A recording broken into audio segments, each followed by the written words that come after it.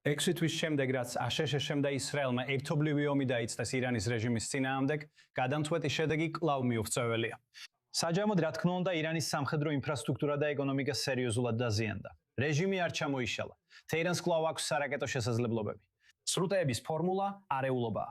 და ვაშინგტონი ეკონომიკურ ზეწოლაზე აკეთებს აქცენტს, მაშინ როცა მოლაპარაკებები როგორც ჩანს ჯერ კიდევ მიმდინარეობს. და ჩვენ ისრაელში ყველანი ვცდილობთ გავიგოთ რა მოხდება შემდეგ. ჩვენთან ერთად არის ჰოსეინ ფავანი, ის ირანში დემოკრატიისთვის ეროვნული კავშირის კვლევების დირექტორი.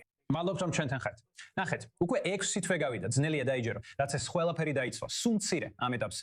მართლა მიდის ირანი რაღაცისკენ? არ მინდა ამას ფინალური ეტაპი უწოდო, მაგრამ მაინტერესებს, ჩანს თუ არა რაიმე გადაწყვეტა აქ. მაგრამ მეორე მხრივ, აჩვენა თუ არა რეჟიმმა რომ შეუძლია ხანგრძლივ ომში გადარჩენა? რა უნდა გავაკეთოთ კიდევ? ალბათ რომ რეჟიმი უფრო დავასუსტოთ. რამდენიმე საკითხია. პირველი, როცა მძევლების სიტუაციასთან გაქვს საქმე და იარაღი ჯერ კიდევ შენს თავზეა მიმართული, სიტუაცია არ არის გადაწყვეტილი. ისლამურმა რესპუბლიკამ ბოლო რამდენიმე ათწლეულის განმავლობაში ძელად აიყვანა მსოფლიო მოსახლეობა, მსოფლიო ეკონომიკა, ირანის ერი და ახლო აღმოსავლეთის მომავალი. საკმარისია, მეტი აღარ შეიძლება. არსებობს ერთი გამოსავალი ისლამური რესპუბლიკის პრობლემისათვის მსოფლიოში. ეს არის ამ რეჟიმის სრული განადგურება და ირანის ხალხის გათავისუფლება. ეს არის პირველი პუნქტი. არც ერთი შეთანხმება, არც ერთი ქაღალდი ამას არ შეცვლის. ეს სატელევიზიო შოუ არაერთხელ გვინახავს ბოლო ათწლეულების განმავლობაში.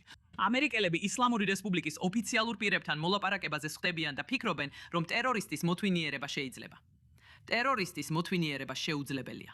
მათ მხოლოდ შეიძლება ჩასვათ ციხეში ან გვამის ტომარაში ჩადოთ. ეს არის ამით დასრულებული. არც ერთი მოლაპარაკება არ შეცვლის ისლამური რესპუბლიკის ქცევას. საბოლოო მიზანი, როგორც ყოველთვის უნდა ყოფილიყო, არ არის შეკავება, არამედ რეჟიმის შეცვლა. და რეჟიმის შეცვლა მხოლოდ მაშინ ხდება, როდესაც ისლამური რესპუბლიკა თლიანად იშლება. Flying out ამ მომენტს ხოს რა? არსებობს ეს არის ის გამოსავალი. მომენტია, რომ სრულად მიუყვეთ ამას. Flying out ამ მომენტს. ბევრი ამტკიცებს, რომ ეხლა ეს დრო ფუჭად იხარჯება მათ მიერ, ვისაც რეჟიმის დაცემა სურს. ეს ფუჭად დაკარგული დროა მილიარდობით ადამიანისთვის მთელ მსოფლიოში. ეს ცივილიზაციური ომია. ისლამური რესპუბლიკა საფრთხეს უქმნის მსოფლიო მშვიდობას, უსაფრთხოებას და კეთილდღეობას. სანამ ეს რეჟიმი არსებობს, საზღვაო გადაზიდვების თავისუფლება საფრთხეშია. ირანელები მილიონობით, 90 მილიონი ადამიანი ამ რეჟიმის მძევალია. ერაყი, ავღანეთი, სირია, იემენი, რამდენი ერი იმყოფება თეირანში მცხოვრები დიქტატორების მარწუხებში. საკმარისია, მეტი აღარ შეიძლება. დროა საქმე ბოლომდე მივიყვანოთ. შეერთებულმა შტატებმა, ისრაელმა და ირანის ხალხმა ეს მიზანი შეიძლება მიაღწიონ.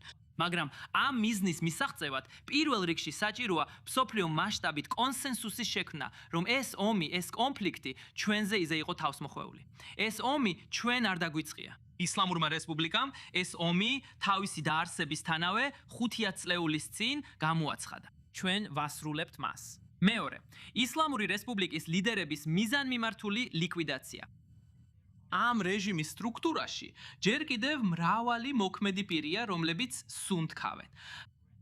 ამჟამად კამერაზე გვერდით თქვენ ხედავთ ამ კარტოფილის ფოტოს, რომელსაც მათ უზენაესი ლიდერი დაარქვეს მუსაბა ხამენეი.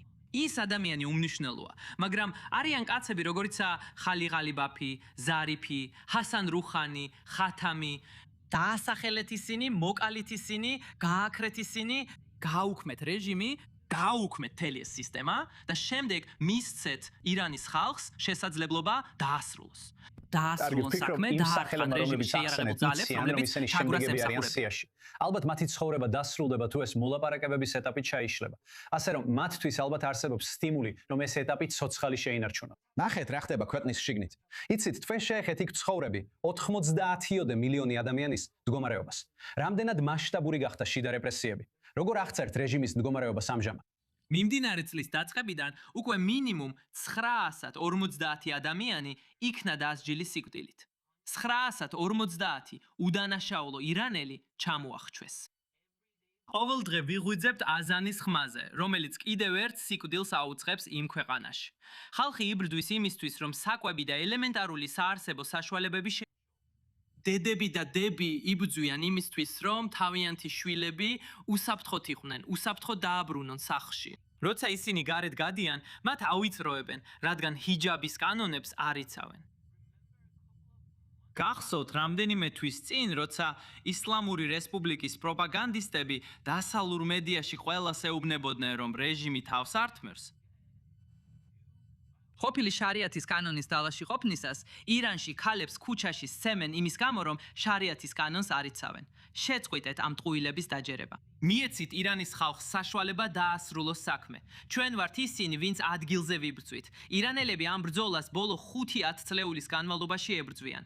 ჩვენი ძმები და დები ისრაელის თავდაცვის ძალებსა და ისრაელის სადაზვერო სამსახურებში წლების განმავლობაში გვეხმარებოდნენ. ჩვენს გვერდით იბრძოდნენ ამ დაუსრულებელი ომის სანგრებში, რომელიც ისლამურმა რესპუბლიკამ დაგვიწესა. დროა დავასრულოთ ეს საქმე. შემდეგ ჩვენ აღვადგენთ ახლო აღმოსავლეთს, რომელსაც არაფერი აქვს საერთო იმასთან, რასაც ახლა ვაწყდებით. ისლამური რესპუბლიკა პირდაპირ ყველა არაბულ ქვეყანას ესხმის თავს. ყოველი საზღვაო მარშრუტი ამ რეჟიმის მძევალია. ირანის ეკონომიკა ამ რეჟიმის პირობებში არ უბრალოდ სირთულეებს განიცდის, არამედ სრულად ჩამოიშალა. ირანის ვიალი ამ კვირაშიც კი ახალ მაქსიმუმს მიაღწია. რამდენჯერ უნდა ვუყუროთ ამ სპექტაკლს და მივცეთ ამ რეჟიმს სუნთქვის საშუალება. დროა დავასრულოთ ეს საქმე.